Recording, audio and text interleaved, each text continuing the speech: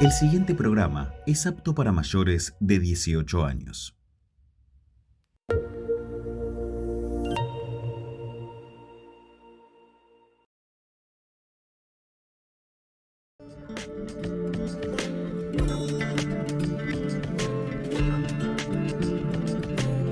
Muy pero muy bienvenidos a los especiales de Viewmax, este nuevo ciclo de entrevistas de modo íntimo, donde vamos a tener distintos invitados y vamos a ir charlando de distintas cosas. En este día tan especial presentamos a Isaías Blanco. Muchas gracias por venir. Hola, ¿cómo va? Bueno, Isaías Blanco, Isa Problems en Isa Problems Instagram. es mi alter ego artístico. ¿De dónde nace? De una etapa muy problemática mía. Yendo al grano ya. Bueno, No, Isa Problems nació cuando yo me vine a vivir a Capital. sí. Fue ¿De una... dónde sos? Yo soy de Loma Hermosa, del conurbano. Empecé a hacer teatro acá en Capital y empecé a tener como mi laburo acá artístico. Y en el 2024 decidí venirme a vivir acá. Mi primer lugar de residencia fue Caballito. Y a partir de ahí empezó una etapa que fue muy marcada por el teatro y por el descontrol. El Eh, descontrol. El descontrol sobre todo. Por eso nació Isa Isa Problems. Problems, ¿te identificás con los problemas? No me identifico con los problemas, pero sí me son divertidos. Yo siempre aprendo de una manera muy loca y desastrosa. ¿Por qué crees que te pasa eso? No lo sé. La verdad es que estoy haciendo hace 5 o 6 años terapia. Está bien. Y la psicóloga me pregunta lo mismo y todavía no lo sé. Bueno, estás Pero me divierte. en la ¿De que me búsqueda. divierto o me divierto? ¿Y qué más te divierte además de los problemas? Además de los programas me divierte el hacer arte. El hacer las actividades que estoy haciendo, los espacios en los que estoy, donde puedo expresarme yo, donde puedo mostrar mis habilidades, más que nada. Eh, Me gusta mucho pensar cosas, considero que...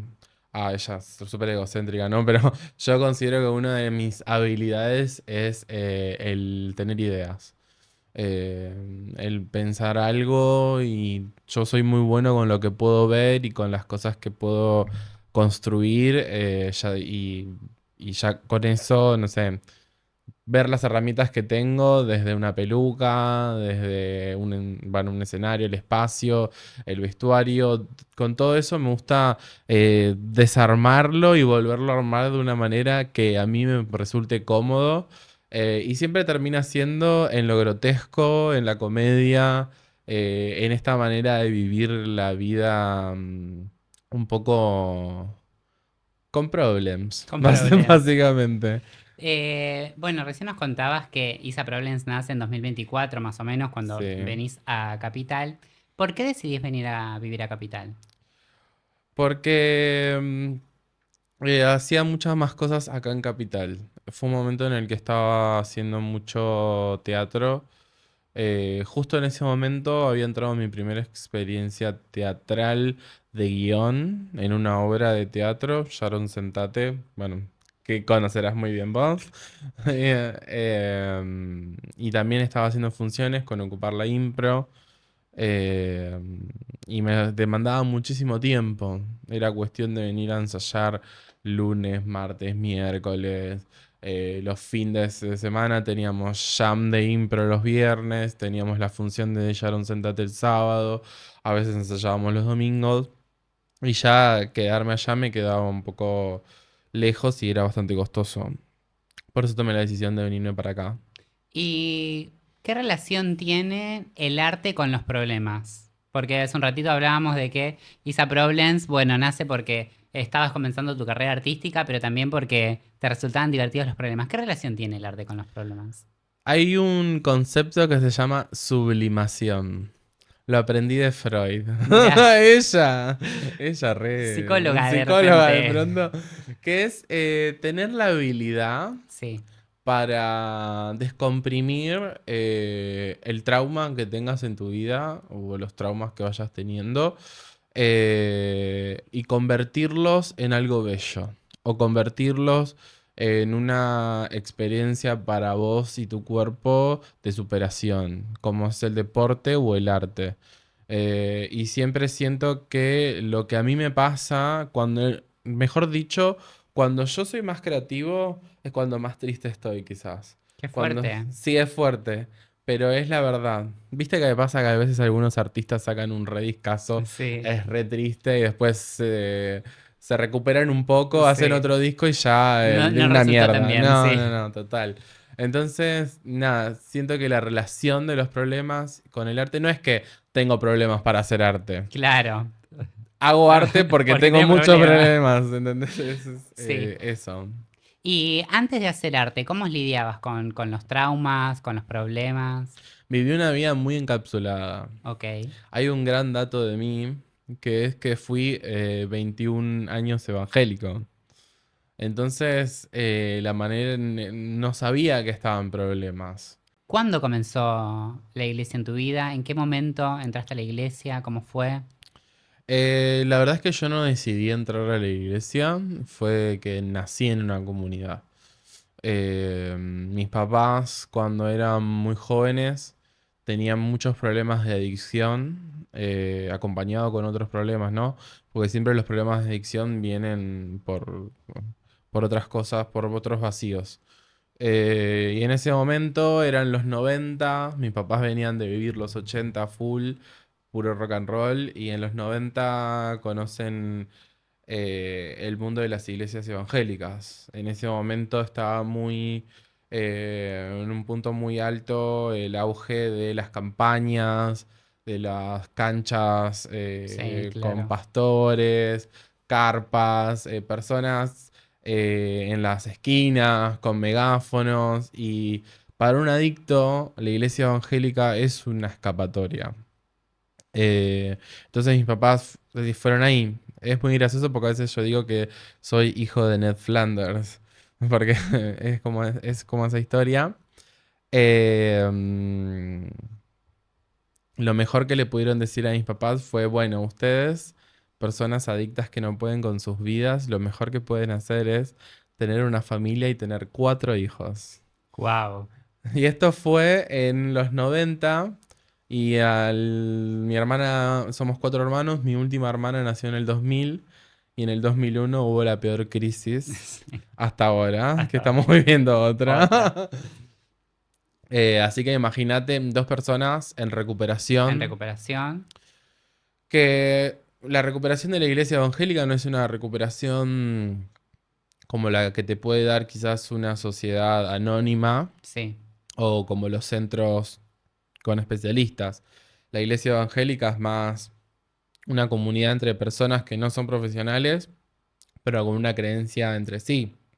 Entonces, nunca voy a poder asegurar que mis papás dejaron las drogas. Claro. Entonces, es una posibilidad que mis papás me hayan educado a mí con la educación evangélica y al mismo tiempo Consumiendo. consumiendo drogas. ¿Y vos lo viste alguna vez o es una teoría que decís, bueno, es probable o te pasaron algunos hechos que decís, me parece que sí? Sí, las peleas que tenían. Claro.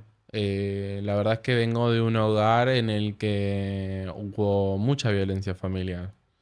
Hubieron muchos momentos de que no se explican el enojo o el ataque de ira de un padre al romper absolutamente toda tu casa o todo lo que tengas que sea frágil o muchas cosas. Se habla mucho de que en los estados de abstinencia, eh, se sabe que en los estados de abstinencia se suelen tener estos arranques de ira. Y yo de chico no lo entendía como, ay, mi papá es adicto, por eso le pasa esto. Sino es como, mi papá está rompiendo todo y me está violentando, básicamente. Entonces es como, ahora que soy grande y tuve experiencias parecidas, digo, y la verdad es que creo que mis viejos quizás nunca dejaron las drogas.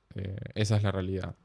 Pues hace un ratito nos contextualizabas, decía, bueno, 2 personas en recuperación, tienen 4 hijos, viene la crisis del 2001. ¿Cómo fue crecer en esta familia?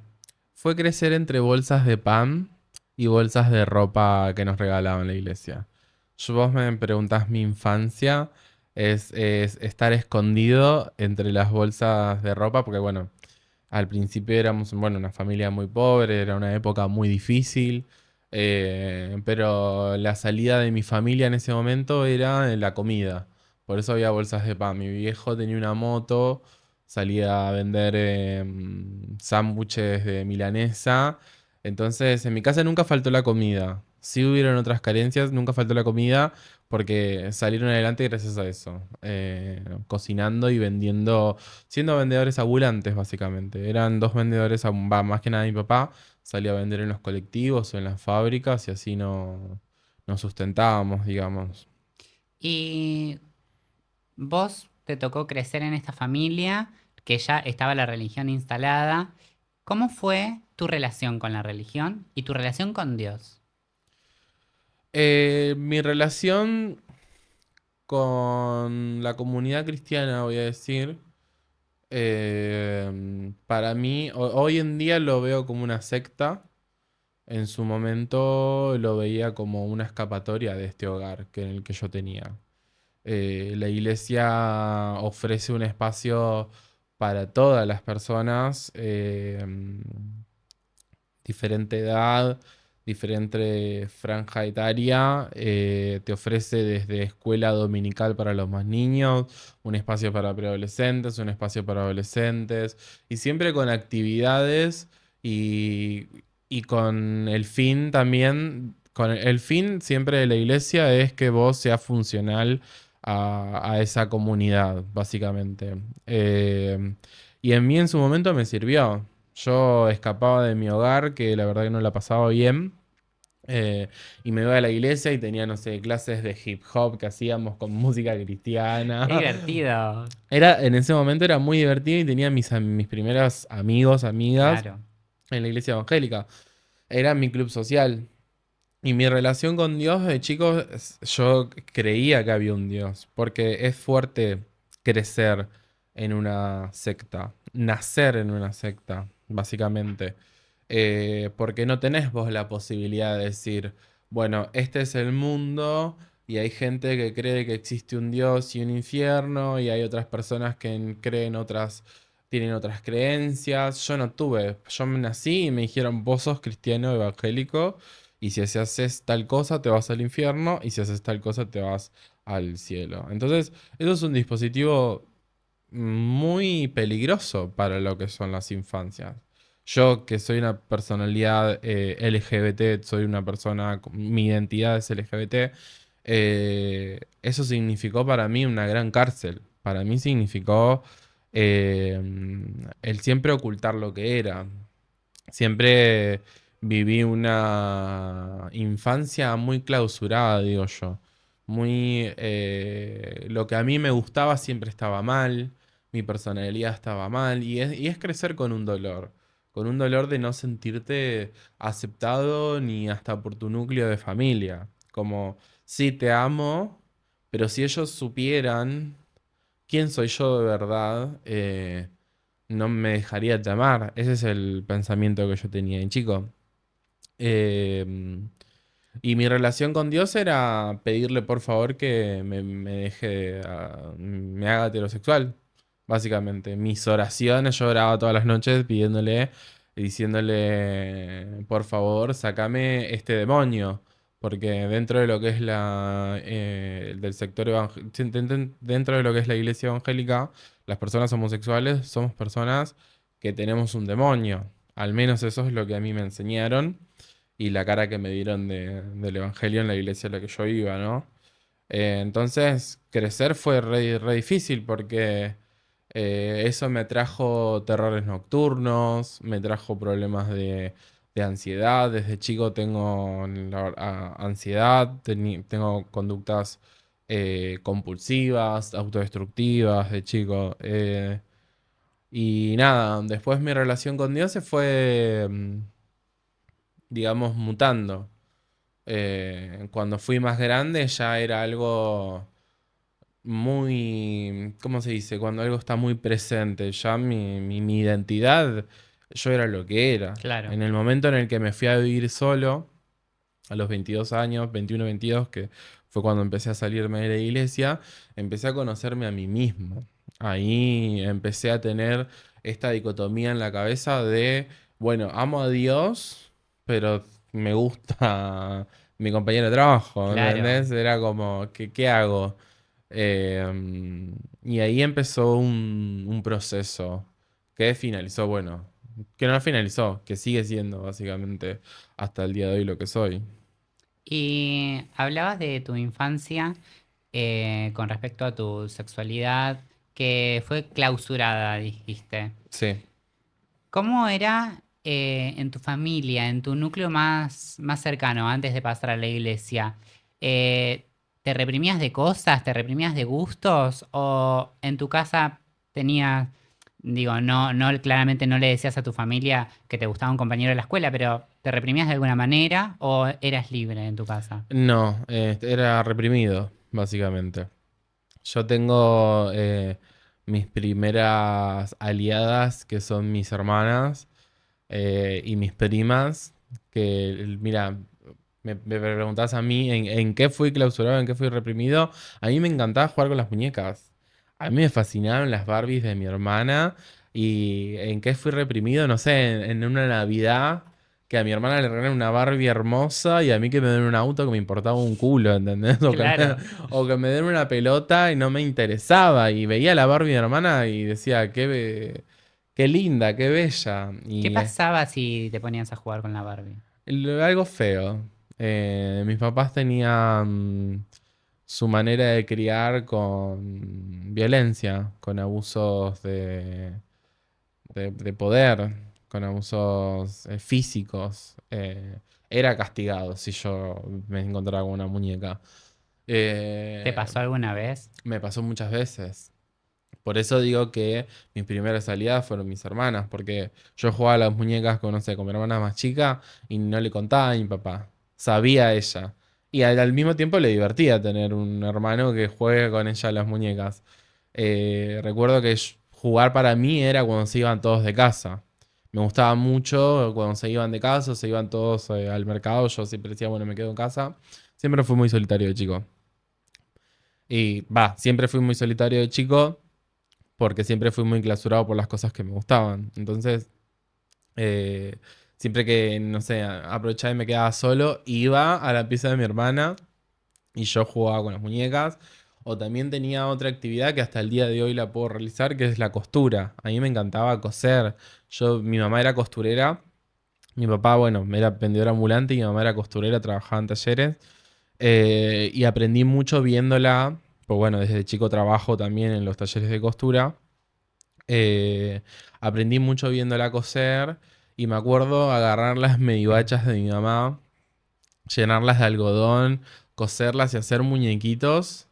Y recuerdo que mi papá cuando me encontraba con eso me lo sacaba.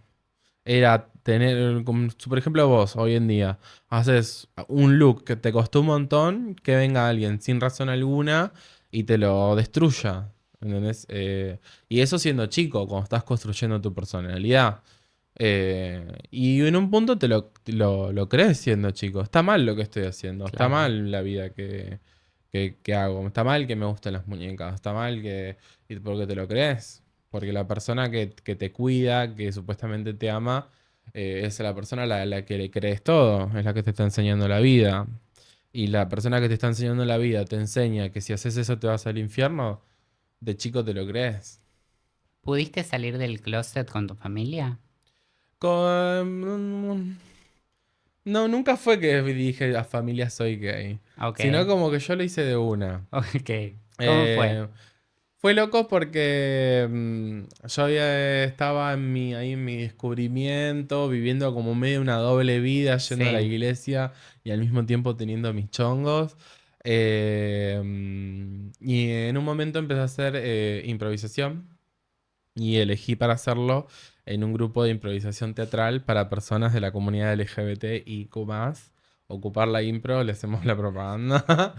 Y ahí empecé a ir con la intención de conocer más personas, con la intención de conocer personas parecidas a mí y encontré personas con historias de vida casi iguales a mí.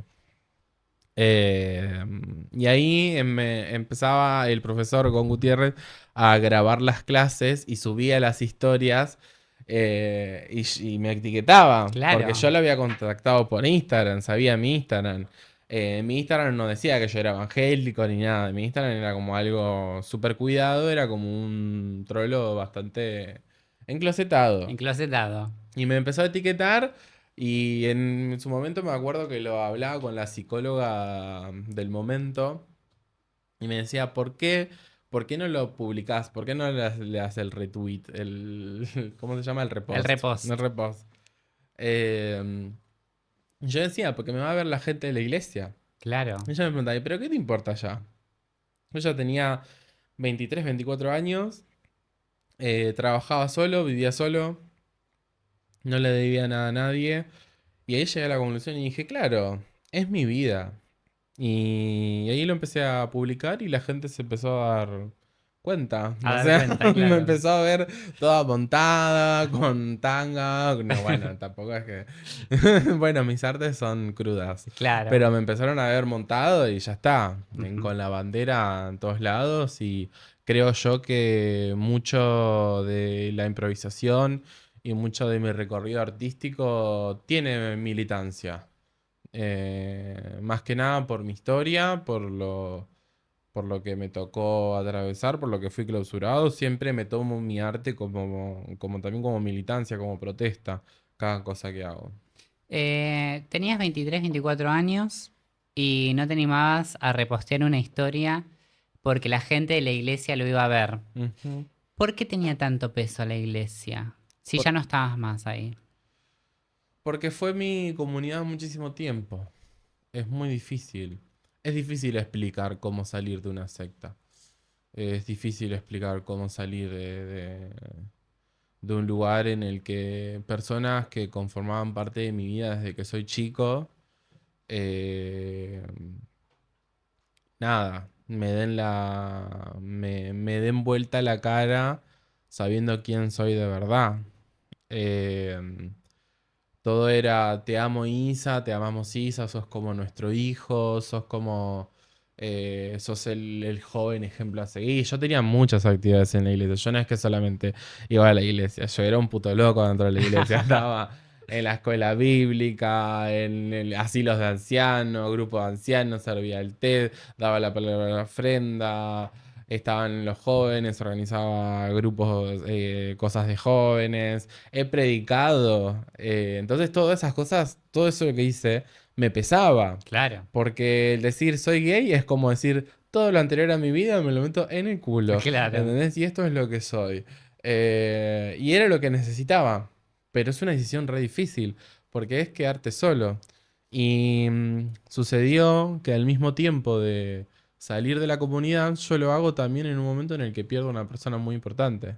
Fueron tiempos en los que yo eh, siento a veces que como que yo no tomé las decisiones de ese momento, como que en ese momento solté el timón, solté el, el manubrio y empecé a hacer lo que sentía.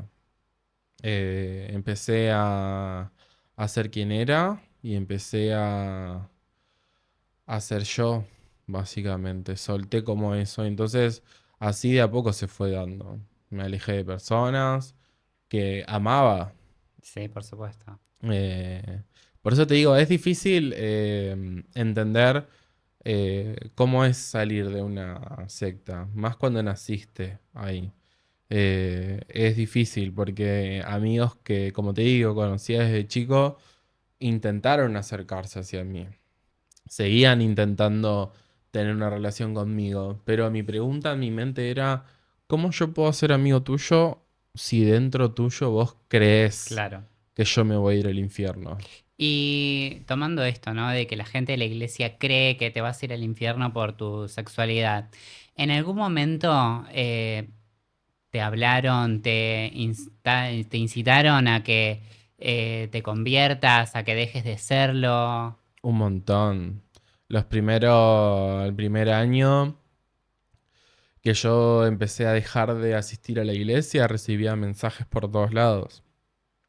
Como te digo, era una persona muy activa dentro de la iglesia y eran mis amigos, estoy orando por vos, o con tal amigo estamos orando por vos para que vuelvas.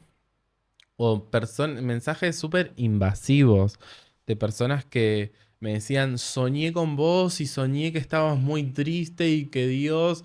O tengo mensajes hasta guardados de hace años que en algún momento haré arte, pero mensajes que dicen como, soñé con vos que estabas perdido y no te podía encontrar y yo lloraba un montón, con mucha carga emocional para un joven Sí, que, nada, recién estaba perdiendo a su madre, claro. básicamente.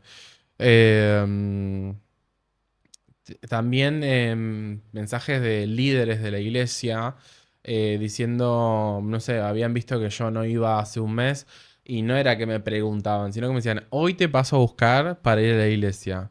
Decime a qué hora estás. No, yo nunca entiendo si por la religión en sí, que nada, todo el que se va tiene que volver o todo, cuando estás adentro de la iglesia y ves que un amigo tuyo se va al mundo, le dicen, Sí, es como, uy, voy a ir a hablar con él o le voy a ir a compartir una palabra. Y lo que yo no quería atravesar era eso con las personas. No, no quería tener eso. Por eso tuve que alejarme y hubo personas que me dolió mucho alejarme, pero vuelvo a lo mismo. Yo en ese momento me manejaba con lo que sentía. Y lo que sentía en ese momento era algo que yo sabía cómo pensaban, porque yo fui parte también. Yo también he rechazado a personas o he cambiado mi manera de ver a personas que se iban de la iglesia, yo en su claro. momento estando en la iglesia. Entonces era algo que solo decidí, que dejé que se vaya. Hoy en día lo proceso mejor y quizás uno puede pensar, uy, hubiera tenido esta charla o hubiera mantenido este vínculo, pero es lo que sentí en el momento y lo que me hizo bien y lo que me ayudó a llegar hasta acá. Estando dentro de la iglesia, ¿estuviste solo en un lugar para convertirte y dejar de ser homosexual? Sí, los centros de conversión existen hasta el día de hoy. ¿Estuviste en un centro de conversión? Estuve en un centro de conversión, todo disfrazado. ¿Cómo fue? ¿Cómo llegaste ahí? Yo, más o menos, tengo siempre todo marcado por años. Yo, ¿no? Más o menos en el 2018, 2019, yo ya tenía citas con chicos, ya me veía, ya había tenido mis primeras experiencias sexuales, siempre con chicos, y eso era algo que me pesaba. La culpa era algo terrible que tenía, y empecé a tener como conductas autodestructivas conmigo mismo, siempre con el dinero o problemas de auto boicot por la confusión que tenía yo, que era, soy evangélico, pero me enamoro de un chico. Y siempre los terminaba dejando. Em, ¿Cuál era la pregunta, perdón? ¿Cómo llegaste a un centro de conversión? Y en ese momento recurrí a la psicología, sabía que tenía que ir a un psicólogo, no me lo dijo nadie, sino como que nació de mí. Pero cuando estás dentro de la iglesia, todo lo que vos recurras tiene que ser evangélico. Evangélico, por supuesto. Entonces tenía que buscar una psicóloga evangélica. Fui a la psicóloga evangélica y le conté todos mis problemas, todo lo que acabamos de hablar recién, Sí, ¿no? Violencia familiar, rechazo, homosexualidad, todo. Lo único que le interesó a la psicóloga en ese momento era que yo dejé de ser gay. claro. Lo mismo que me hacían en la iglesia, hay otro dispositivo de control con una psicóloga que era ir a decirle básicamente que tenía ganas de enamorarme de un chico y que me diga déjalo. Claro. Fui muy manipulado Por una eh, profesional. por una profesional, por la iglesia, por una profesional, y esa misma profesional me deriva a este grupo que me dice anda a este lugar, habla con tal persona. Y este centro era una iglesia evangélica. Sí. eh, una persona lo dirigía, que supuestamente es también un homosexual convertido, digamos, que en ese lugar se le llamaba AMSI. AMSI. Soy un hombre AMSI, decía ¿Qué yo. significa? AMSI. Atracción hacia el mismo sexo indeseada. Wow. Era como que a vos mismo te hacían llamarte, quebrar tu deseo, Claro. básicamente, porque es como atracciones al mismo sexo Indeseada. indeseada. Y todo lo contrario, yo deseaba un montón, ¿no? Claro. Imagino que los que estaban ahí también. Todos nos mordíamos los dientes ahí. Era Claro. una ronda que en un par de me gustaban. Y sí. Pero lo feo, un par me gustaban de mi comunidad, ¿no? Porque había homosexuales, Sí. había también lo que se les llamaba en ese momento en el lugar adictos sexuales, personas que consumían mucho sexo y estaban Claro. casados y no paraban de cuernear a la mujer. Claro. Y lo que a mí me generó un quiebre en ese Sí. momento era que habían empezado a sumar al grupo abusadores. Y ahí la misma pregunta que a mí me hace salir del closet, ¿no? Yo vivía solo, me mantenía yo solo, no le debía nada a nadie. Vivía mi vida, ¿no? Esto de vivir yo solo y mantenerme yo solo lo hablo de que yo no dependí de nadie. Entonces yo no, en ese momento no le debía respuestas a nadie, digo. Y verme ahí sentado entre abusadores y digo, ¿qué mal cometí yo para que me pongan a la misma altura que alguien que cometió abuso? Tal cual. Era una contradicción enorme que tenía dentro mío cuando estaba en el lugar. Me acuerdo que para entrar me hicieron firmar un contrato en el que me hicieron preguntas muy incómodas, Wow. muy incómodas. De preguntas desde con cuántas personas llegué a tener sexo, si tuve sexo con algún familiar, si tuve sexo con animales. Y yo tenía 20, 21 años y era como... Era increíble. Hoy pienso, ¿no? Qué increíble todo lo que llegué a querer hacer para cumplir con ese molde de hombre que me implantaron desde chico. Claro. Y en este lugar, que imagino que es ilegal, em, ¿alguna actividad o algo que nos puedas contar que se hacía en este lugar? Se disfrazaba mucho con, no sé si escuchaste alguna vez esto de la sanidad interior. Sí, Es medio como un coaching. sí, Funcionaba como un grupo de recuperación, un grupo de autoayuda. Una típica ronda, sí. una persona guiando la charla. Teníamos un cuadernillo en el que siempre había cuestionarios con preguntas incómodas. Y cada uno hablaba de sus experiencias eh, y se terminaba con una conclusión. Pero siempre los que dirigían eran homosexuales AMSIs recuperados, Wow. ¿viste? Sí. Eh, Eran profesionales, psicólogos, y terapeutas. eran psicólogos, ¿viste? Esa gente que estoy estudiando para psicólogo. Tengo un Ah, par de claro. materias metidas, entonces te puedo aconsejar un montón. Ok. Eh, Recuerdo que ese grupo, yo le saco algo positivo de haber Sí, ido ahí. Yo ahí entendí que la homosexualidad nunca se te sale. Porque el que dirigía el grupo sí. supuestamente era un chabón ya, Un AMSI un recuperado. AMSI, un re AMSI, era ya con un señor, hay hijos, Wow. ya había cumplido todo. Y cuando un día en el grupo dice, hoy salí de vacaciones con mi familia, estuvimos en la playa y por primera vez después de 30 y pico de años no miré a ningún hombre, dijo. Y yo agarré y estaba ahí sentado y digo, ¿cómo? ¿Cómo? ¿Cómo, amor? Pero no era que te curaste, no Claro, era que es indeseado, ¿entendés? claro. Y ahí entendí que si yo seguía en la iglesia evangélica, iba a ser toda la vida aguantarme las ganas Entiendo. iba a decir una de las palabras, pero me la voy a Decí lo que guardar. quieras. No, que iba a aguantarme todas las vidas de chupar pijama, Claro. básicamente. Eh, y ahí yo saco eso de bueno, de ese lugar. Que ahí comprendí, puede haberlo aprendido en otro lado, ¿no? Pero ahí aprendí y dije, bueno, somos todos putos aguantando acá, básicamente. Y no teníamos la culpa de nada. Y en este lugar, ¿todavía tenés contacto con alguien? No, ¿Te hablas? sí, intentaron comunicarse conmigo, pero no, les cerré la puerta totalmente. Eh, A veces tengo el sentimiento de querer olvidarlo, a veces tengo el sentimiento de querer denunciarlo. ¿Por qué eh, no lo denunciaste todavía? no lo sé, todavía no tengo la fuerza para hacerlo. Todavía no me siento que todavía lo estoy procesando.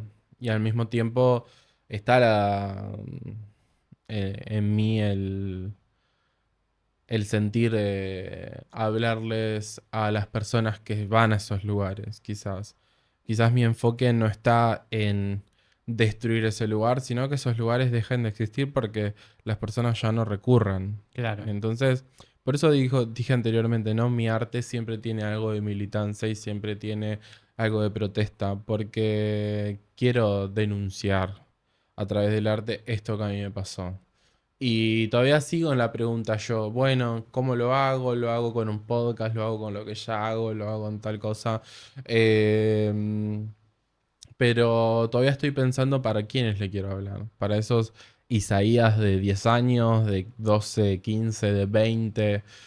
Hay personas que pueden salir de estos lugares desde muy chicos o personas que de grandes. Yo pude hacerlo a los 23, 20, sí, no sé bien la edad porque fue escalonado. Fue de los 21 a los 24 que decidí salir. Pero no tuve. Sí tuve encuentro con un chico que conocí del lugar. En una de mis noches locas, en este primer año en Buenos Aires, estaba en un bar muy conocido de la comunidad. Y estábamos. Ese día había desfilado y después había hecho fiesta. Y estaba yo caminando por el lugar y me encuentro con un chico que era parte del grupo. Y voy y lo saludo yo de cara rota. Voy y le digo, hola, ¿cómo estás? Y nos miramos los dos y quedamos los dos así con los ojos sorprendidos y lo abrazo y le digo, menos mal que te encontré acá. Menos mal que estás acá, le digo. Y nada más. Me arrepentí de no sé, no tener un contacto. Pero como te digo, es un tema muy sensible todavía en mí. No me salió. En ese momento me salió solamente abrazarlo y decirle, menos mal que te encuentro acá. ¿Qué sentís sabiendo que hay jóvenes que todavía van a estos lugares y que todavía está esta psicóloga que te manipuló para hacerte sentir mal y mandarte a este lugar? ¿Qué sentís cuando sabes que eso todavía existe y todavía funciona? Ganas de hacer algo. Siento ganas de hacer algo, básicamente. Eh, pero todavía no sé cómo encararlo, cómo hacerlo. Eh, por eso lo cuento. Por eso cada vez que tengo la oportunidad de hablarlo, como en esta oportunidad, lo hablo. Y lo digo, lo mejor que puedo hacer es exponerlo y decir, todavía existen. Y dar un mensaje a las personas y decir, eh, si crees en Dios, Dios te ama igual. Eh, no tenés que cambiar. Eh, algo que se sabe, ¿no? En el 2026 no tenés que cambiar, sos lo que sos. Eh, Me cuesta también entenderlo en mi mente, ¿no? Como eh, a esta altura del mundo todavía existen los lugares, pero bueno, eh, existe la maldad. ¿Vos sentís que es un acto de maldad? Y sí, es un acto de maldad. Al menos yo lo sentí así. Mi proceso psicológico con la primer psicóloga que a mí me ayudó a salir del closet, digamos, que me ayudó a procesar mi homosexualidad, me dijo, estamos teniendo el mismo proceso terapéutico que hubiera tenido, que tiene una monja de clausura, me dijo. Al nivel que yo me tomé la religión, ¿no? Como Claro. que yo tenía los mismos restos o consecuencias psicológicas que una persona que estuvo en clausura, básicamente. ¿Sentís que hasta el día de hoy quedan algunos restos de esa culpa que te Un implantaron? montón, un montón. Nacer y crecer ahí, formas tu mente. Son los primeros años de vida donde formas vos toda tu estructura psíquica. Y lo que tuve que hacer yo fue. Yo era una máquina, era una computadora llena de cables funcionando así. Y lo que tuve que hacer yo para romper con toda esa estructura es como tirarle un balde de agua a todo eso y que haga cortocircuito. Por eso digo, mi primer año en Buenos Aires fue descontrol, porque necesité romperme. Básicamente necesité romperme con todo y en todo sentido. Y en este romperte, ¿qué fue lo que pasó? ¿Cómo te rompiste? Aparecieron las drogas en mi vida. Em, es un, es un capítulo más que le agregué a la historia de mi vida, además de ser un homosexual. Yo hice la historia al revés, porque siempre viste que los drogadictos van y terminan en la iglesia evangélica. Bueno, yo hice al revés. Yo Claro. salí de la iglesia evangélica y probé las drogas. Tuve una etapa de consumo muy fuerte, porque verdaderamente yo en el 2022 pierdo a mi mamá. Eh, Eso para mí significó un gran aprendizaje. Yo en ese momento dije, bueno, hasta acá. Si venía teniendo dudas desde los 21 de que si me quedo en la iglesia, si no, si esto que lo otro, cuando muere mi mamá no es que muere mi mamá, me ofendo y me voy de la iglesia, sino que muere mi vieja y yo entiendo lo corto que es la vida. Yo entiendo el poco tiempo que estamos acá y entiendo lo poderoso que es el presente de decir, hoy estás y al otro segundo quizás no. Y la vida continúa igual. Y en el momento en que yo pierdo a mi vieja, me termino de salir de la comunidad evangélica. Pasó todo esto de alejarme de personas. Yo pierdo a mi mamá y pierdo la comunidad en la que tenía afecto. Y quedé en bolas ante la vida, básicamente. Y en ese mismo momento me empiezo a tener compañías que no eran del todo sanas para ese momento. Yo estaba muy vulnerable. Y ahí pruebo diferentes psicoactivos en la noche. Yo a mi primer año en Cava lo nombro como un capítulo de mi vida que es me mandé el obelisco por la nariz. Muy buena, es muy gráfico. Sí, un gran silencio incómodo. Sí. El obelisco por la nariz. El obelisco Ujú. Y ¿sentís que hay una especie de conexión? Digo, en un momento tuviste que refugiarte en la iglesia por lo que estaba pasando en tu casa y luego tuviste que refugiarte en las drogas. ¿Sentís que hay una conexión entre esos dos momentos? Y siempre soy yo escapando. Siempre soy yo escapando de lugares que me hicieron mal. Eh, en su momento yo vi en las drogas una escapatoria de la gran tristeza que tenía. Yo estaba en un duelo por haber perdido a mi vieja y por haber perdido la mayor cantidad de personas que conocía en mi vida. Y en ese momento conocí la noche, me encantó y encontré ese dispositivo que a mí me ayudaba a no pensar y era hacer funciones de teatro y drogarme. Hacer funciones de teatro. Yo siempre cumplí con todos mis ensayos, mis funciones, jamás falté a nada, a... Jamás me generó un problema. No iban de la mano, porque no es que en el teatro yo consumía, sino que yo tenía mis lugares de consumo. Entonces era, terminé una función, muy lindo todo, me voy, me subo al Uber, Dios sabe dónde me iba. Claro. Y ahí Dios sabe cuándo volvía. Por eso llamo a esa temporada como Isa Isa Problems. Problem. Isa Problems, ¿estuviste cerca de la muerte alguna vez? Sí, estuve. Llegué a verme azul frente al espejo. Wow. Cuando te ves azul frente al espejo es porque tenés una sobredosis. Es que la sangre no está oxigenando bien. Entonces empieza a tomar un color azul.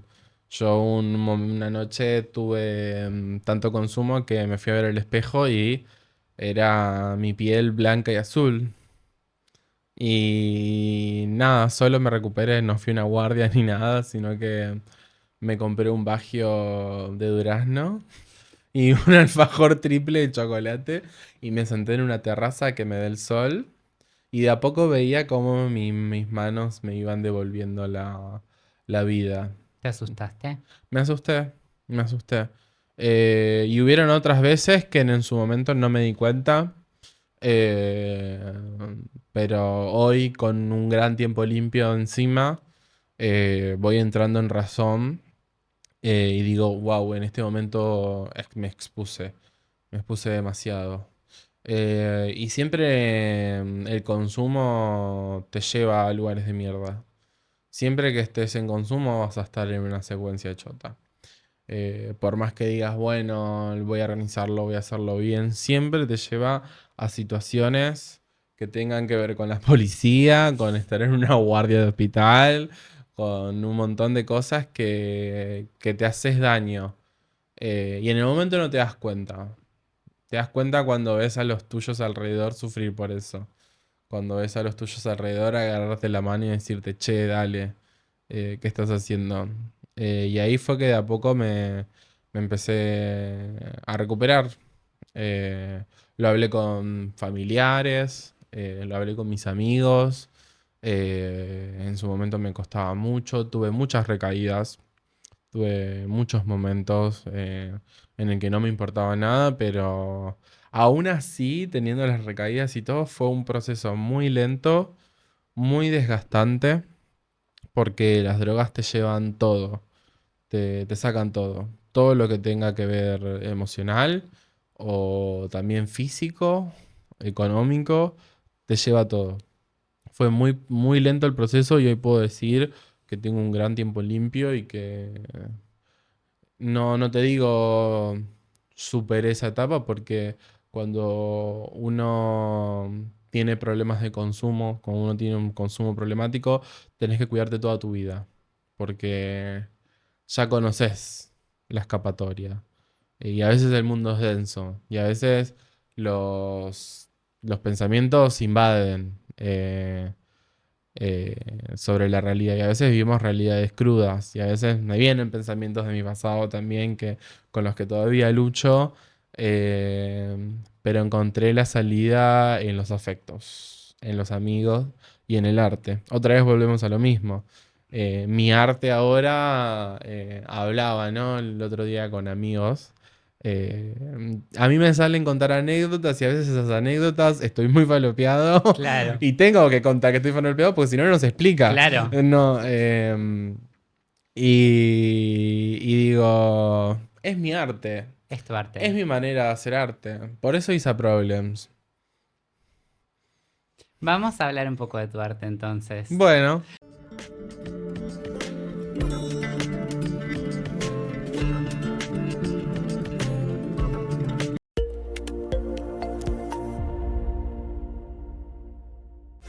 ¿Buscas descansar?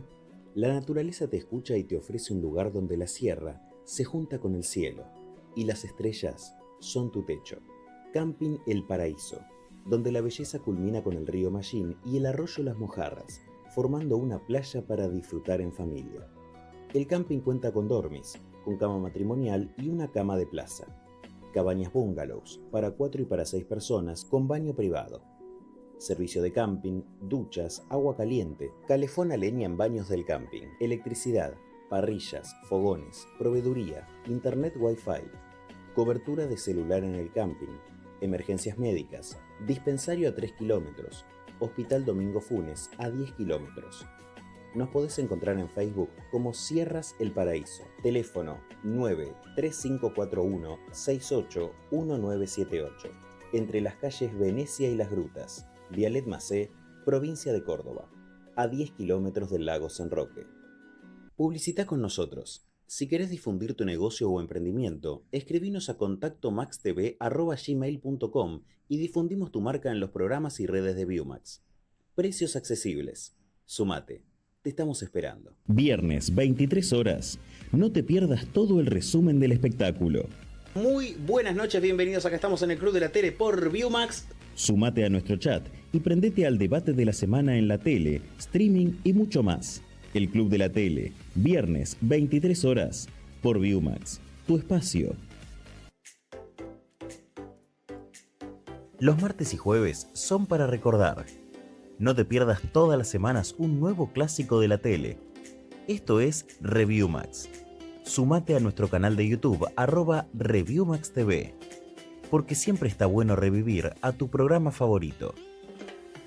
Reviewmax, todos los martes y jueves a las 22:30. Llega el finde y en Viewmax desconectamos. Nos juntamos con amigos y nos prendemos a esta locura. Hacemos cualquiera, todos los sábados a las 14:30 por Viewmax, tu espacio.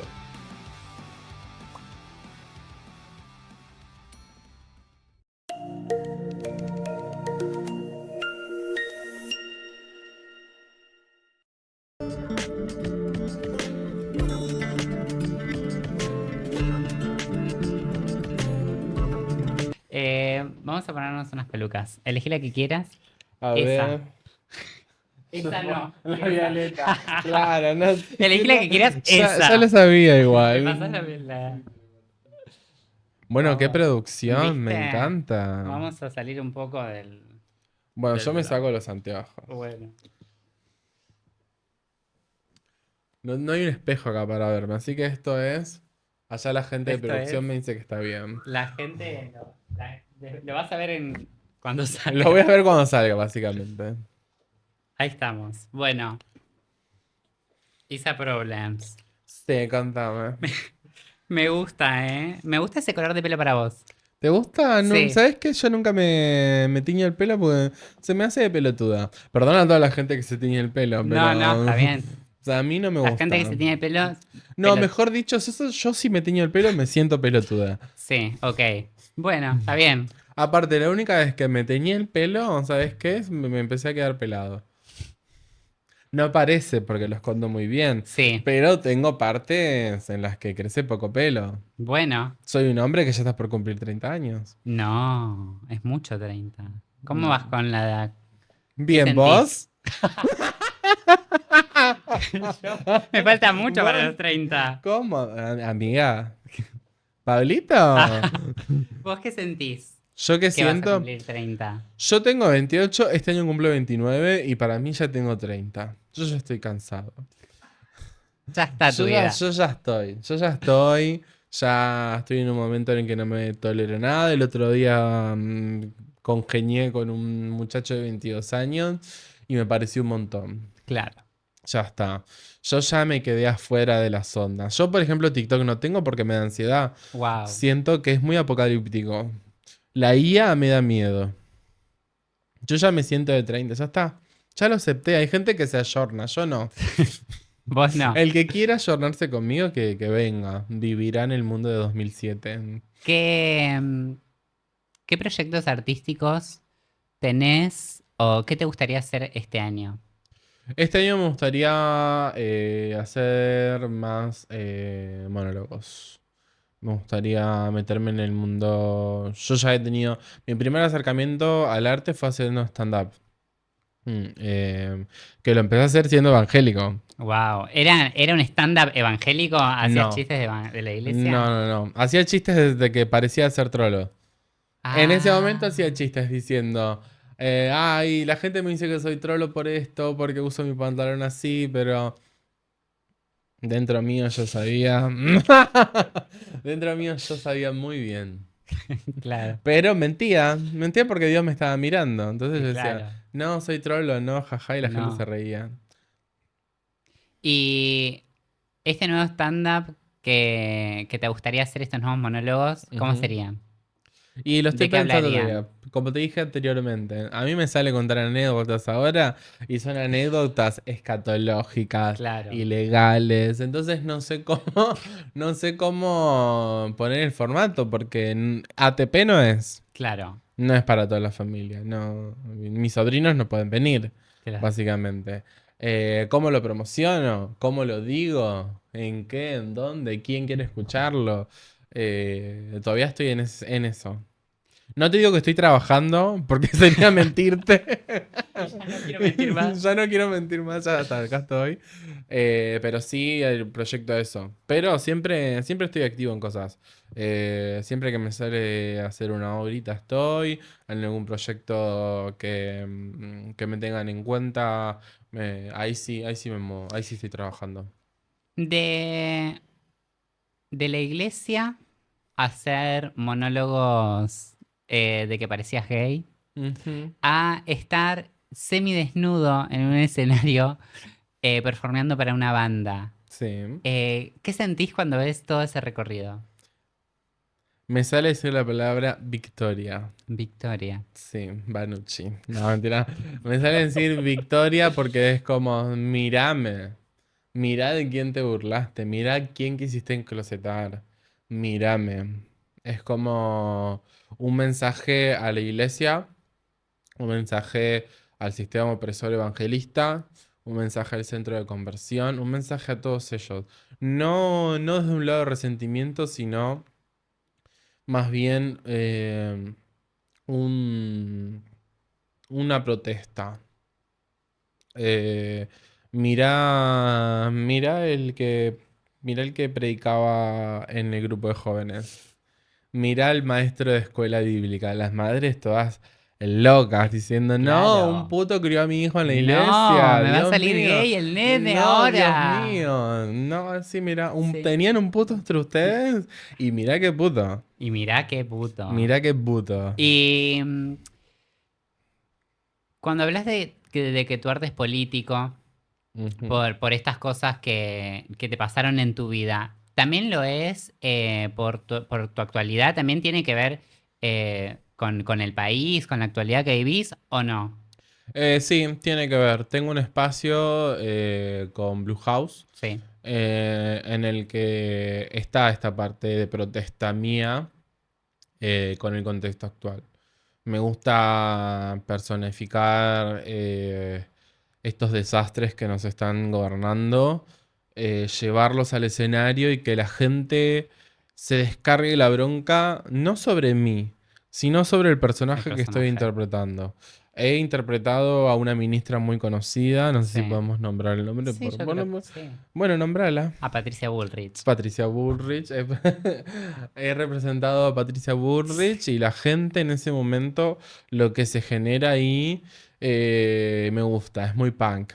He recibido golpes, he recibido escupitajos, cosas que me gustan.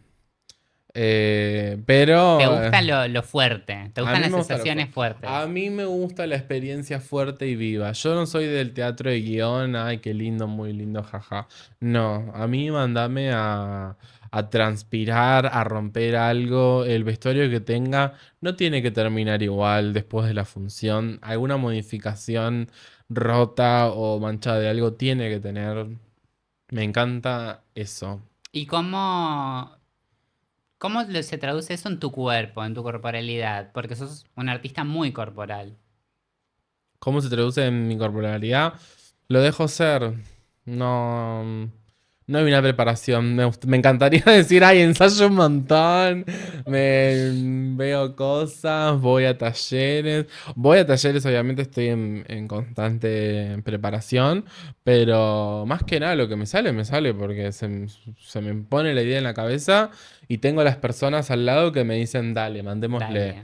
Por eso te digo, me gusta trabajar en espacios en los que pueda yo explayar mis ideas, porque creo en el trabajo colectivo y también me gusta llevar a cabo lo que pienso y las personas cuando me dicen sí, no por agradarme, sino porque, che, está re bueno lo que vamos a Claro. hacer. Es ese sentido. ¿Y crees que si no hubieras crecido eh, en una familia evangélica, si no hubieras ido a un centro de conversión para dejar de ser homosexual, si la psicóloga no te hubiera hecho sentir culpable, ¿sentís que hoy serías el mismo artista? No lo sé. La verdad es que no lo sé, porque sí sé que tendría esta personalidad loca. Eh, pero no sé, no sé. No sé cómo sería. No sé cómo sería si hubiera sido en la iglesia. No sé cómo sería hoy quizás teniendo una esposa con hijos y cuerneando a mi mujer con cualquier hombre. Eh, no sé, ¿Estuviste a punto de quizás... casarte con una mujer alguna vez? Ah, no, no estuve a punto.